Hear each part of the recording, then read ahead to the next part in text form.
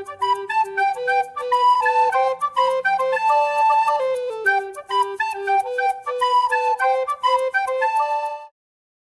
Share और subscribe करें हमारे इस चैनल को और बेल आइकन को दबाना ना भूलें ताकि हमारी वीडियो आप तक सबसे पहले पहुंचे। हेलो स्टूडेंट्स, आज हम 5वीं यूनिट में लोकतंत्र में जो पहले पढ़ा था उसके आगे की बात करते हैं। तो आज हम देखते हैं कि लोकतंत्र के क्या गुण हैं। तो जैसा कि आप जानते हो कि शासन प्रणालियां अलग अलग प्रकार की होती हैं, जैसे कुलीन तंत्र, राजतंत्र, तानाशाही। तो इन सब में जो प्रणालियां हैं, इन सारी प्रणालियों में जनता का एक तरीके से शोषण किया जाता था। कोई एक वर्ग बहुत ऊपर उठ जाता था और बाकी जनता जो है वह संघर्षमय जीवन व्यतीत करती थी। तो इन सारी चीज़ों से परेशान होकर फिर नई प्रकार की शासन व्यवस्था को लाया गया जो कि लोकतंत्र कहलाती है। और लोकतंत्र का अर्थ क्या हुआ कि ऐसा शासन जिसमें जनता के लिए जनता के द्वारा ही शासन होता है, वह लोकतंत्रात्मक शासन कहलाता है। तो ये लोकतंत्रात्मक शासन क्या है, ऐसा क्या है इसमें कि ये बहुत अधिक पसंद किया जाता है। तो आइए हम देखते हैं कि लोकतंत्रात्मक शासन के गुण क्या हैं। तो लोकतंत्रात्मक शासन का पहला गुण है जन कल्याण की भावना। क्योंकि लोकतंत्र की उत्पत्ति समझ लीजिए जनता के द्वारा ही होती है। तो जहाँ कुलीन तंत्र और राजतंत्र में जनता का शोषण होता था, इनके कल्याण के लिए कोई बात नहीं सोची जाती थी, वहीं लोकतंत्र चूंकि जनता के द्वारा ही अपने प्रतिनिधियों को सरकार में भेजा गया है, अतः जो प्रतिनिधि हैं उनको जनता के अनुसार ही कार्य करना है। ऐसी स्थिति में वे जनता का पूर्ण रूप से ध्यान रखते हैं, अतः जन कल्याण के सारे कार्य इस शासन में कराए जाते हैं। इसलिए लोकतंत्र जो है वह जन कल्याण की भावना लिए हुए होता है। दूसरा है सर्वाधिक कुशल प्रशासन। यदि हम राजतंत्र और कुलीन तंत्र से लोकतंत्र की तुलना करें तो निश्चित रूप से लोकतंत्र ही श्रेष्ठ शासन प्रणाली होगी, क्योंकि कुलीन तंत्र और राजतंत्र में एक वर्ग का ही ध्यान दिया जाता है, समग्र लोगों का ध्यान नहीं दिया जाता है। और लोकतंत्र में समस्त लोगों का ध्यान दिया जाता है, न जनता का ध्यान दिया जाता है। इसलिए सर्वाधिक कुशल प्रणाली है, क्योंकि इसमें प्रतिनिधि जनता के द्वारा भेजे जाते हैं और जो प्रतिनिधि होते हैं वह जनता की भावना को जानते हैं, तो उनके अनुसार ही कार्य करते हैं। तो इस प्रकार चूंकि वह जनता के अनुसार कार्य करते हैं तो यह प्रशासन निश्चित रूप से कुशल ही होगा, क्योंकि जो सारे कार्य कराए जा रहे हैं वह जनता के हित को ध्यान में रखकर ही कराए जा रहे हैं। तीसरा है अहिंसक प्रणाली। अहिंसक प्रणाली का अर्थ होता है जिसमें हिंसा न होना। तो राजतंत्र और कुलीन तंत्र को यदि फिर से हम देखते हैं तो उसमें जनता पर बहुत अधिक अत्याचार किए जाते हैं और इस अत्याचार से पीड़ित होकर एक समय ऐसा आता है कि फिर जनता हिंसा का साधन को अपना लेती है। इन सारी चीज़ों से घबराकर हिंसा के साधन को अपना लेती है। परंतु लोकतंत्र में जनप्रतिनिधि जनता के द्वारा प्रेषित किए जाते हैं, तो वे ऐसा कोई कार्य नहीं करते कि जनता का अहित हो, जनता के अनुकूल कार्य करते हैं, जनता भी उनका पूर्ण सहयोग करती है। इस प्रकार परस्पर सामंजस्य की स्थिति होने के कारण हिंसा का सवाल ही नहीं उठता, अतः लोकतंत्र को अहिंसक प्रणाली कहा गया है। व्यक्तित्व विकास की स्वतंत्रता। व्यक्तित्व की विकास की स्वतंत्रता कब होगी? जब शासन जनता के अनुकूल होगा। शासन जनता के अनुकूल कार्य यदि करेगा, जनता को समानता और स्वतंत्रता का माहौल दिया जाएगा, ऐसी स्थिति में ही कोई व्यक्ति अपने व्यक्तित्व का पूर्ण विकास कर पाएगा, अर्थात जनता के सर्वांगीण विकास का कार्य किया जाता है। ऐसी स्थिति में प्रत्येक व्यक्ति अपने व्यक्तित्व का समुचित विकास कर सकता है। अतः लोकतंत्र को व्यक्तित्व विकास की स्वतंत्रता के अनुकूल माना गया है। समानता का अधिकार। समानता का अधिकार क्या हुआ कि लोकतंत्र में दो बातों का ध्यान रखा जाता है, जनता की स्वतंत्रता और समानता। समानता का अर्थ हुआ कि प्रत्येक वर्ग, जाति, भाषा, धर्म का पालन करने वाले को लोकतंत्र में समान दृष्टि से देखा जाता है, अर्थात कोई भी व्यक्ति किसी आधार पर ऊपर या नीचे, श्रेष्ठ या बदतर साबित नहीं होता, सबको समान दृष्टि से देखा जाता है। अतः समानता का अधिकार मिलने के कारण लोग सामान्य रूप से अपने सभी कार्य सुचारू रूप से करते हैं, क्योंकि उनको समानता का अधिकार है और यह समानता का अधिकार में वह किसी भी प्रकार के पदों को प्राप्त करने में समानता स्थापित करते हैं, जैसे चाहे वो राजनीतिक हो, आर्थिक हो या सामाजिक हो। सार्वजनिक शिक्षण, लोकतंत्र को सार्वजनिक शिक्षण का आधार माना गया है, क्योंकि जब जनता अपने प्रतिनिधियों को चुनती है तो निश्चित रूप से वह उनसे राजनीति, सामाजिक, आर्थिक सभी प्रकार की शिक्षा भी प्राप्त करती है, अर्थात ये शिक्षा प्राप्त करने के बाद ही वह अपने प्रतिनिधियों का चुनाव करती है। तो इस प्रकार यहाँ पर लोकतंत्र में सार्वजनिक शिक्षण की व्यवस्था की जाती है। तो लोकतंत्र सार्वजनिक शिक्षा का स्थल माना गया है। मनोविज्ञान के अनुकूल, मनोविज्ञान के अनुकूल का अर्थ क्या होता है कि ऐसी शासन व्यवस्था जिसमें जनता के द्वारा ही शासन किया जाता है, अर्थात जनता निर्णय लेने के लिए स्वतंत्र है, अपने प्रतिनिधियों को चुनने के लिए स्वतंत्र है, कौन कौन से कार्य करवाने हैं यह मानने और चुनने का अधिकार जनता के पास है।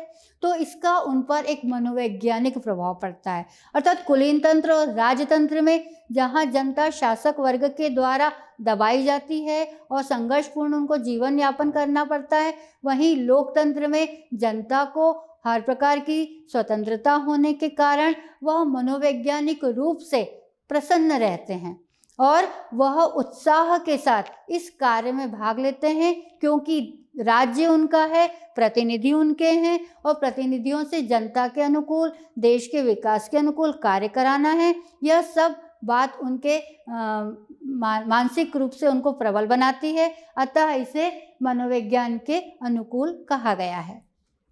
जनता का नैतिक उत्थान, जनता का नैतिक उत्थान लोकतंत्र के तले होता है, इनके छत्र के तले होता है, अर्थात वह अपने नैतिक चरित्र को बढ़ाती है, जिसमें समानता, सामंजस्य, स्नेह, प्रेम, पूर्ण व्यवहार और समझौता करना, ये सारी बातें इसमें आती है, अर्थात उनका नैतिक चरित्र बढ़ता है और ये साथ ही साथ वह ऐसे प्रतिनिधियों का भी चुनाव करती है जो नीतिगत रूप से कार्य करेंगे। तो इस प्रकार नैतिक उत्थान जनता का लोकतंत्र के तले होता है। देशभक्ति का स्रोत, चूंकि लोकतंत्र में प्रतिनिधियों का चुनाव जनता स्वयं करती है, तो वह स्वयं यह देखती है कि देश उनके अनुकूल होना चाहिए, देश में किए जाने वाला प्रत्येक कार्य उनके अनुकूल होना चाहिए, अर्थात वह देश के प्रति देशभक्ति का भाव रखती है कि हम ऐसे कौन से कार्य करें, ऐसे कौन से प्रतिनिधियों को कौन से कार्य सौंपे जिनके द्वारा देश का न केवल आर्थिक सामाजिक विकास हो, बल्कि हमारा देश स्वतंत्र भी रहे, अन्य कोई देश हमारे देश पर हस्तक्षेप न कर सके। ऐसी भावना जब उनमें उत्पन्न होती है जो कि देशभक्ति की होती है, तो लोकतंत्र में जनमानस में देशभक्ति की भावना प्रबल होती है। क्रांति से सुरक्षा, जो लोकतंत्र होता है वह निश्चित रूप से क्रांति से सुरक्षित होता है, क्योंकि इसमें जहाँ कुलीन तंत्र और राजतंत्र में जनता का शोषण किया जाता है और इस शोषण से घबराकर वे क्रांति करने के लिए मजबूर होते हैं, परंतु लोकतंत्र में जनता का ही शासन होने के कारण क्रांति का कोई प्रश्न नहीं उठता। जो भी वैचारिक मतभेद होते हैं वो आपस में सुलझा लिए जाते हैं और चूंकि सब लोगों का एक दूसरे के प्रति सामंजस्य का भाव होता है, तो क्रांति का प्रश्न उठता ही नहीं है। बल्कि क्रांति अगर होती ही है तो वह विकास के लिए होती है, वह जनोत्थान के लिए होती है, वह देश के विकास के लिए होती है। यह क्रांति का रूप लोकतंत्र में देखने को मिलता है। विचार विनिमय और समझौते की भावना।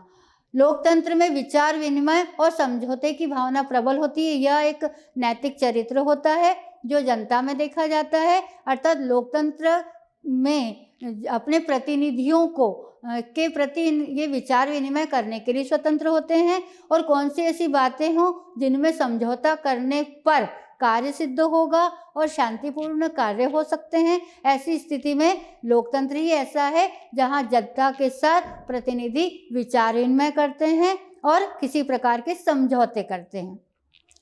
विज्ञान का श्रेष्ठ प्रोत्साहन। विज्ञान का श्रेष्ठ प्रोत्साहन का अर्थ क्या होता है कि जहाँ व्यक्ति को स्वतंत्रता होती है वहाँ वह कुछ सोचने में सक्षम होता है, और विज्ञान के जो तथ्य हैं वह स्वतंत्रता पूर्वक सोचने पर ही निर्भर करते हैं। तो जहाँ सोचने की स्वतंत्रता हो, कार्य करने की स्वतंत्रता हो, वहाँ ही विज्ञान प्रगति कर सकता है। अर्थात कुलीन तंत्र और राजतंत्र में जनता को इतने अधिकार नहीं होते कि वह अपने विज्ञान के प्रति रुचि जागृत कर सके या वैज्ञानिक प्रगति कर सके, पर लोकतंत्र में वैचारिक स्वतंत्रता होने के कारण लोग विज्ञान के क्षेत्र में स्वतंत्रता पूर्वक सोचते हैं और उसी प्रकार के वैज्ञानिक कार्य संपन्न होते हैं। तो इस प्रकार लोकतंत्र वैज्ञानिक प्रगति के लिए श्रेष्ठ है। विश्व शांति का समर्थन। वर्तमान में यदि देखा जाए तो अधिकांश देश ऐसे हैं जहां लोकतंत्र है, और जहां लोकतंत्र है वहां पर हर राष्ट्र अन्य राष्ट्रों से मैत्री संबंध ही स्थापित करना चाहेगा, क्योंकि लोकतंत्र का एक नारा यह भी है कि विश्व बंधुत्व की भावना। तो विश्व बंधुत्व की भावना के साथ ही विदेशी जो विचार विनिमय होते हैं या विदेशी दौरे होते हैं, वह सब जो रहते हैं वह बंधुत्व की भावना के प्रति अधिक संपन्न होते हैं। तो विश्व शांति का समर्थन लोकतंत्र के द्वारा इसलिए किया जाता है क्योंकि यहाँ विश्व बंधुत्व की भावना होती है और वह एक राष्ट्र दूसरे राष्ट्र पर किसी न किसी प्रकार से निर्भर होता ही है, अर्थात उनके बीच में बंधुत्व की भावना होती है। तो लोकतंत्र के द्वारा विश्व बंधुत्व का भाव बढ़ता है, और यह विश्व बंधुत्व का भाव बढ़ने के कारण विश्व शांति को यह समर्थन देता है, अर्थात प्रत्येक राष्ट्र जहाँ कुलीन तंत्र और राजतंत्र अन्य राज्यों पर विजय प्राप्त करने का ही ध्यान रखते थे, वहाँ लोकतंत्र में प्रत्येक राज्य न केवल स्वयं को सुरक्षित रखना चाहता है बल्कि अन्य राष्ट्रों को सुरक्षा प्रदान करने में भी हाथ बढ़ाता है, और यह हाथ बढ़ाना क्या कहलाता है, और जिसके कारण ही विश्व शांति बन पाती है, अर्थात विश्व बंधुत्व के कारण ही विश्व शांति बन पाती है। इस प्रकार जो जितने भी शासन देखे गए हैं उनमें लोकतंत्र के गुणों को देखकर तो ऐसा ही लगता है कि जो लोकतंत्र है वह अन्य शासन व्यवस्थाओं में श्रेष्ठ है। अतः आप सब समझ गए होंगे कि लोकतंत्र के गुण कौन से हैं। तो अभी हमने देखा कि लोकतंत्र के गुण क्या हैं, परंतु जैसा कि आप जानते हो कि हर सिक्के के दो पहलू होते हैं, यदि कुछ अच्छाई है तो बुराई भी होती है। उसी प्रकार लोकतंत्र में यदि गुण हैं तो दोषों का भी अंबार कम नहीं है। तो आइए हम देखते हैं कि दोष कौन से हैं। कई राजनीतिज्ञों ने इसकी बुराई करते हुए कहा है, किसी ने कहा है कि लोकतंत्र तो मूर्खों का शासन है, अर्थात वहाँ मूर्ख लोग शासन करते हैं। किसी का कहना है कि यह निर्धन अयोग्य लोगों का शासन है। तो किसी ने कहा है कि लोकतंत्र हमें मृत्यु की ओर ले जाता है। तो ऐसे क्या कारण हैं जिनके कारण लोकतंत्र की इतनी बुराई की गई है, आइए हम देखते हैं। और इसमें सबसे पहला है खर्चीला शासन। ये तो मानना ही पड़ेगा कि लोकतंत्र में खर्च बहुत अधिक होता है। अब आप लोग भी जानते हैं कि जब चुनाव आते हैं उस समय विभिन्न प्रकार की राजनीतिक पार्टियां जो रहती हैं उनके जो उम्मीदवार होते हैं वह अपने प्रचार प्रसार के लिए न जाने कितना पैसा खर्च कर देते हैं जिसका कोई हिसाब नहीं होता। यह निश्चित रूप से एक खर्चीला शासन है, क्योंकि कोई ज़रूरी नहीं है कि यह जो प्रतिनिधि हैं यह योग्य उम्मीदवार के रूप में हमारे सामने आए। हो सकता है कि जो सरकार 5 वर्ष के लिए बनाई गई, इनकी अयोग्यता के कारण बीच में ही गिर जाए, धराशायी हो जाए। ऐसी स्थिति में जो खर्चा बेहिसाब किया गया, वह निश्चित रूप से जनता और देश के हित में नहीं होता। तो खर्चीला शासन है यह। भ्रष्टाचारी शासन, इसे भ्रष्टाचारी शासन इसलिए कहा जाएगा क्योंकि आप लोग जानते हो कि इसमें एक व्यक्ति को एक मत दिया जाता है। इसको हम कैसे समझ सकते हैं? जैसे आप लोगों का जब यूनिट टेस्ट होता है या एग्ज़ाम होती है, तो हर स्टूडेंट को लगभग बराबर नंबर नहीं मिलते। सब लोगों को उनकी योग्यता के आधार पर नंबर प्रदान किए जाते हैं। परंतु यहाँ पर अगर हम देखते हैं राजनीतिज्ञों में कि जो उम्मीदवार होता है, तो उसको हर व्यक्ति को, जो उम्मीदवार होता है उसको हर मतदाता एक मत देता है। एक मत देता है अर्थात वो इस एक मत को पाने लायक है भी नहीं, है या नहीं, पर फिर भी हम एक मत देते हैं। अर्थात कई उम्मीदवार खड़े हुए हैं और उनमें जिन उम्मीदवारों को जो वोट मिल रहे हैं, तो उसमें कोई योग्य भी हो सकता है और कोई अयोग्य भी हो सकता है, परंतु मतदाता उनमें से जिनको भी चुनता है तो उसको एक मत ही देता है। अर्थात वह एक ही समान, उनको एक ही कैटेगरी में रखा जाता है। अर्थात ये हुआ कि एक विद्वान के साथ 9 मूर्ख लोग होते हैं, जिनको कोई राजनीतिक ज्ञान नहीं होता, जो शासन चलाने में काबिल नहीं होते, पर वो उम्मीदवार बन जाते हैं और विजय भी प्राप्त कर लेते हैं। इस प्रकार एक योग्य और 9 मूर्ख यदि होंगे तो सोचिए शासन सदगति को प्राप्त हो जाएगा। तो इस प्रकार यही कारण है कि इसको मूर्खों का शासन कहा गया है। कमजोर शासन, कमजोर शासन भी इस यही मायने में है कि आप लोग जानते हैं कि यदि कोई एक डॉक्टर बनना चाहता है तो उसको MBBS, MD और MS वगैरह करना पड़ता है, तब वह इस क्षेत्र में आगे बढ़ सकता है, उसको अधिकार प्राप्त होते हैं। एक शिक्षक यदि आपको बनना है तो B.Ed, D.Ed करना पड़ता है, जिसमें काफ़ी सारा पैसा खर्च होता है और फिर आप योग्यता प्राप्त करते हो शिक्षण कार्य के लिए।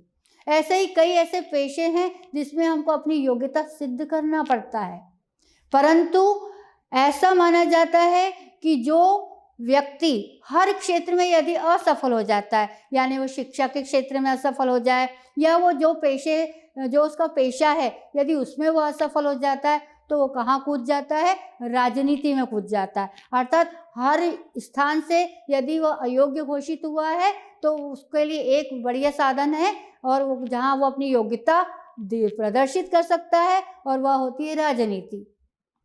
तो इस प्रकार इतने बड़े कार्य में, यानी भारत विश्व का सबसे बड़ा लोकतंत्रात्मक देश है, इतने बड़े देश की बागडोर संभालने के लिए यदि इस प्रकार के अयोग्य लोग आते हैं सामने, तो बताइए देश का क्या होगा। तो निश्चित रूप से इसलिए इसको, ऐसे शासन को कमजोर शासन ही कहा जाएगा। अयोग्य व्यक्तियों का शासन, निश्चित रूप से वह भी यही बात है कि यहाँ पर जितने भी शासक वर्ग में शामिल हुए हैं वह अपनी योग्यता सिद्ध नहीं कर पाए हैं, वह किसी न किसी कारण से इन पदों तक पहुँच गए हैं, और निश्चित रूप से ये चूँकि उनमें योग्यता नहीं होने के कारण वह शासन का कार्य सही तरीके से नहीं अंजाम दे पा रहे हैं। जनता ने जिस आशा से उनको इन पदों पर सुशोभित किया है, वह इन पदों के साथ न्याय नहीं कर पा रहे हैं, क्योंकि वे इस पद के लिए अयोग्य हैं।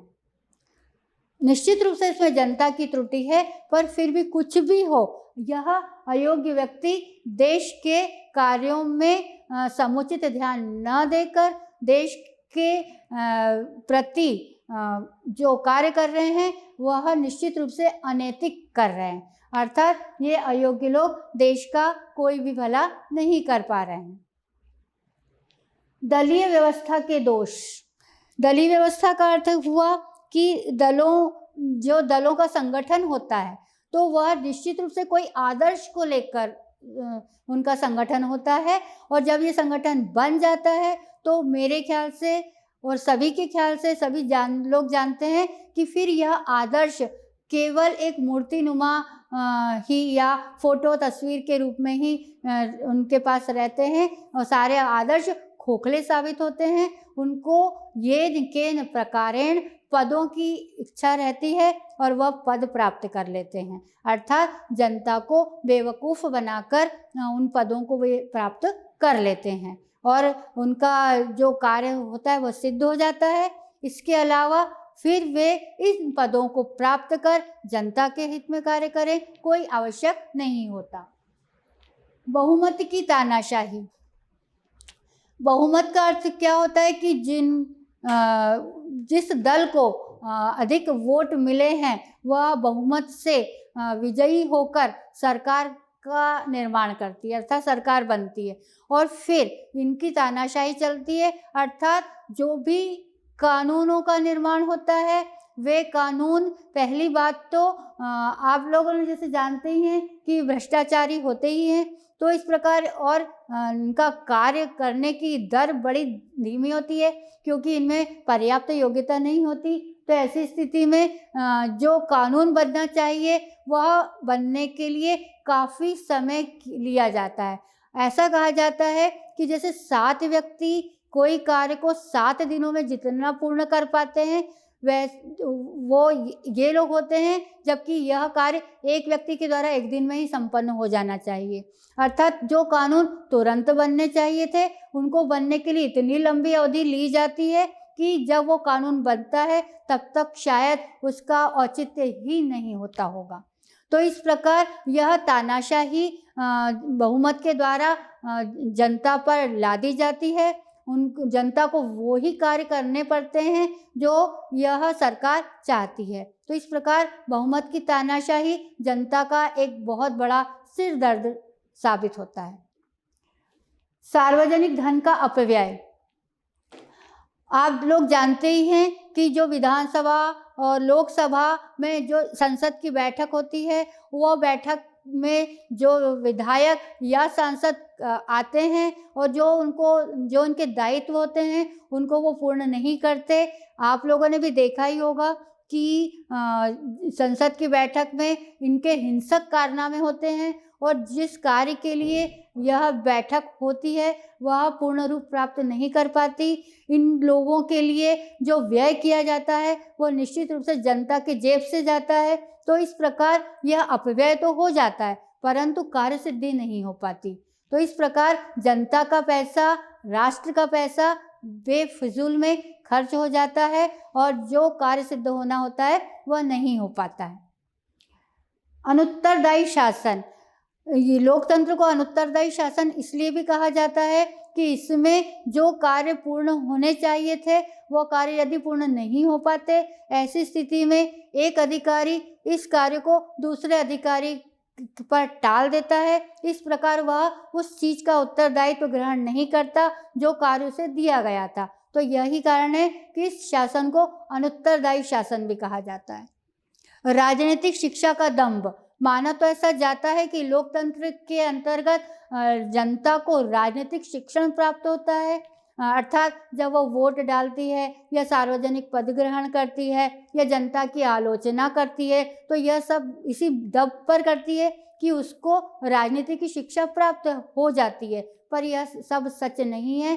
राजनीति शिक्षा देने का यह केवल दम्भ मात्र है, अर्थात जो राजनीतिक दल हैं वह चुनाव के समय इस प्रकार के विषैले प्रचार प्रसार करते हैं कि वातावरण ही पूर्ण रूप से विषैला हो जाता है। ऐसी स्थिति में जनता की राजनीतिक शिक्षा प्राप्त करने का जो मंजिल रहती है वह तो दिखाई ही नहीं देती। मतदाताओं की उदासीनता। ये ऊपर के जितनी भी बातें मैंने कही है वह सब एक ही बिंदु पर निहित है और वह यह है कि मतदाताओं की उदासीनता। देखिए, एक कुर्सी रखी है, यदि उसको साफ नहीं किया जाएगा, यदि उस पर कोई नहीं बैठेगा तो निश्चित रूप से उस पर धूल ही जमेगी। बात मैं ये कह रही हूँ कि मतदाता जो हैं अपने मतदान का पूर्ण उपयोग करते ही नहीं हैं। इलेक्शन के समय जो राजनीतिक दल के लोग हैं और कर्मचारी हैं वह लोगों को उनके कार्यालयों और घरों से निकाल निकाल कर वोट डालने के लिए प्रेरित करते हैं, परंतु जनता उदासीनता प्रदर्शित करती है और इस महत्वपूर्ण कार्य को जो कि इनके 5 साल की बात है या राष्ट्र निर्माण की बात है, इसको ध्यान में न रखकर अपने ही कार्यों में व्यस्त रहती है और मतदान नहीं कर पाती। ऐसा माना जाता है कि हर चुनाव में लगभग 50% मतदान ही होता है। तो ऐसी स्थिति में यह राजनीतिक दल जो भी उभर कर आता है वह निश्चित रूप से जनता का शोषण ही करेगा, क्योंकि जनता ने सही तरीके से इनका चुनाव किया ही नहीं, या चुनाव करते समय इन्होंने अपने स्वयं के उत्तरदायित्व को पहचाना ही नहीं। तो ये जितना भी भ्रष्टाचार और खर्चीला और कमज़ोर शासन व्यवस्था, ये सारी बातें जो हम कर रहे हैं, वह सब की सब दोष मतदाताओं का ही है, क्योंकि लोकतंत्र जनता का, जनता के लिए, जनता के द्वारा है। अब जनता के द्वारा वाला जो पक्ष है, यदि वह कमज़ोर होगा तो फिर शासन जनता के लिए कैसे हो सकता है।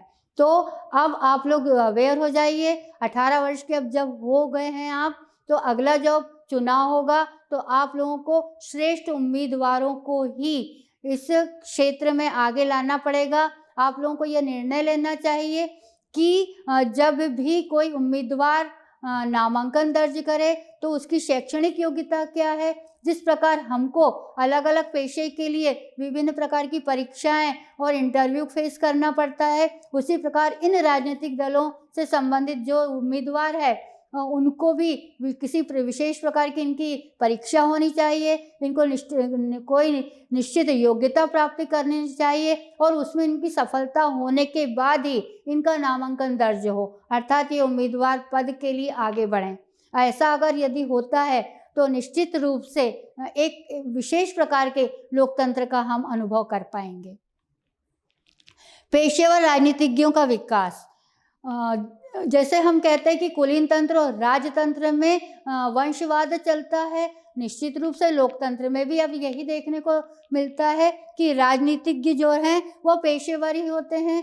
एक पिता का बेटा ही अगला पद प्राप्त करता है, क्योंकि वह अपने घर में अपने पिता से इसकी समुचित शिक्षा प्राप्त कर लेता है, और चूंकि धन की संपदा इनके पास बहुत अधिक होती है, ऐसी स्थिति में पेशेवर राजनीतिज्ञों का ही विकास होता है। यदि कोई गरीब व्यक्ति चुनाव में खड़ा होना चाहता है या राजनीतिक पद प्राप्त करना चाहता है तो निर्धनता के कारण वह इस क्षेत्र में आगे नहीं बढ़ पाता, जबकि पेशेवर लोग धन संपन्न होने के कारण बहुत ही ज़्यादा अपना प्रचार प्रसार इस तरीके से करते हैं कि वह गरीब व्यक्ति नर्वस होकर बैठ जाता है। तो इस प्रकार यह पेशेवर राजनीतिज्ञों का विकास इस व्यवस्था में होता है। फिर भी जो भी हो, कुलीन तंत्र, राजतंत्र आदि को देखकर अभी तक लोकतंत्र से श्रेष्ठ कोई और शासन व्यवस्था दृष्टिगोचर नहीं होती। अगर हम चाहें तो यह लोकतंत्र को बहुत ही श्रेष्ठ बना सकते हैं, और इसमें पूर्ण से पूर्ण भूमिका जनता की ही होना चाहिए। जनता यदि इस क्षेत्र में सचेत हो जाए तो ऐसी स्थिति में लोकतंत्र का अद्भुत रूप हमको देखने को मिल सकता है। तो जनता को इस बात का ध्यान बहुत अधिक रखना होगा। यदि ऐसा होता है तो लोकतंत्र सफल होगा।